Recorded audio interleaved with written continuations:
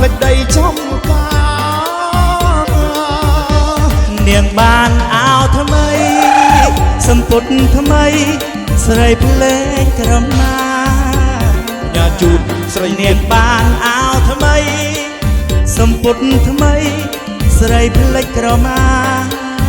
ភ្លេចស្បែកជើងពាក់ឡើងសក្លាភ្លេចបាយកនិងផ្អកត្រីប្រាភ្លេចឆ្កែភ្លេចឆ្មាភ្លេចមន់ភ្លេចទីក្រមុំអូនថាភ្លេចមន់ភ្លេចទីនាងបានផ្លែប៉មផ្លែប៉មនាងភ្លេចពុត្រី เพิ่นនាងបានផ្លែប៉ម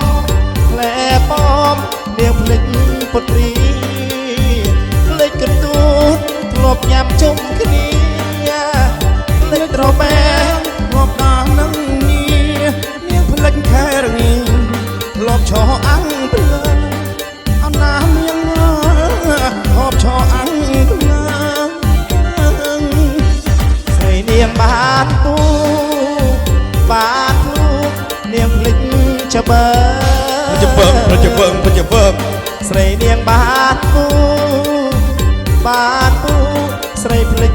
ច្បើភ្លេចគ្រប់ព្រីនាងធ្លាប់ឡាភ្លេចកណាតស្រីធ្វើរឹកឆ្មា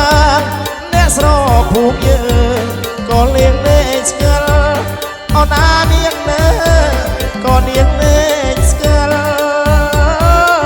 ហើយអ្វីស្រីនៀតក៏លេងស្គាល់ប្តីអូនទៅភ្នំពេញចុះបាត់ពីខេត្តទៅពេលនេះប្តីតាមរកអូននៀតដល់ទីក្រុងភ្នំពេញអូនធ្វើមិនស្គាល់ប្តី